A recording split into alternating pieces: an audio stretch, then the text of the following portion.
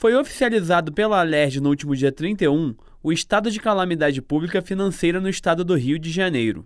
O projeto traz um total de 57 emendas, com o poder de desobrigar o governo de cumprir artigos da Lei de Responsabilidade Fiscal. Em votação entre os deputados estaduais, o projeto teve 40 votos a favor e 14 contra. O deputado Anderson Nogueira nos contou qual foi seu voto e sua opinião sobre o decreto. Eu votei contrário por dois motivos. O primeiro, porque a calamidade ela é fruto da natureza. E a calamidade financeira do Estado não é fruto da natureza, ela é fruto da má gestão e da incompetência, dos erros de avaliação que foram cometidos ao longo dos últimos 10 anos.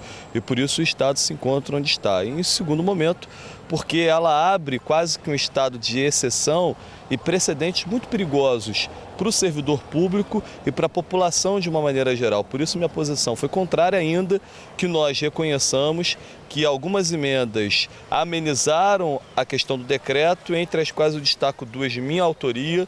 Uma que obriga o Estado a ter a licitação, porque o decreto acaba permitindo a falta de licitação, a gente conseguiu ter então a obrigação da licitação, e que projetos iniciados com obras como, por exemplo, o Hospital do Câncer de Friburgo, não fiquem paralisados por mais de 120 dias. O Anderson ainda cita que outra medida poderia ter sido tomada ao invés do decreto de calamidade pública.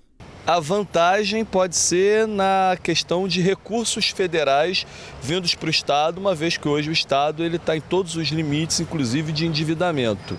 Mas isso é claro que é uma teoria que pode não se diretamente na prática. Seria melhor se o Estado, no caso, pedisse uma intervenção federal, onde aí sim os recursos teriam que vir obrigatoriamente, porque a União assumiria o Estado, que claro também é uma medida complexa, mas que garante mais recursos que propriamente o decreto de calamidade. Entre as 57 emendas do projeto, o governador Luiz Fernando Pezão apresentou o pacote de medidas para a redução de gastos. Porém, o Anderson adverte que essas medidas vão prejudicar a população. É um pacote chamado de pacote de maldades. Se você já tem um nome de maldade, é sinal que será cometido algo que provavelmente é injusto contra alguém, nesse caso específico, contra os servidores públicos, contra os aposentados e contra a população que mais precisa da presença do Estado. Para a Alerj é um conjunto de 22 leis, das quais eu vou votar contra, já antecipando o meu voto na maioria delas, mas não deixarei de oferecer emendas para tentar amenizar, mesmo mantendo esse voto contrário.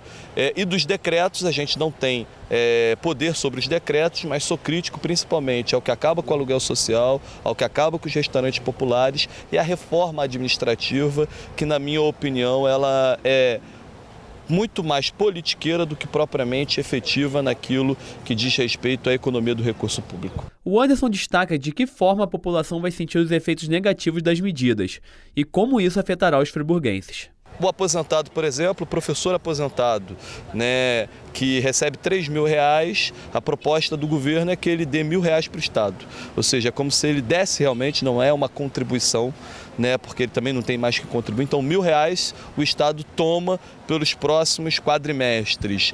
E para o cidadão geral, que não é servidor público, ele tem um grave problema, que é a possibilidade do aumento de até 10% da conta de energia elétrica, que já é cara, que é a possibilidade de aumento de até 4% dos combustíveis, que vai influir diretamente no preço das tarifas do ônibus, por exemplo, entre outras situações que são bastante perigosas. Por isso que a gente se coloca contra essas medidas e, infelizmente, com relação aos decretos, a gente não tem muito o que fazer, mas que atinge sobremaneira aqueles que foram atingidos pela tragédia climática de 2011, no caso específico da nossa região, e aqueles que dependem do restaurante popular.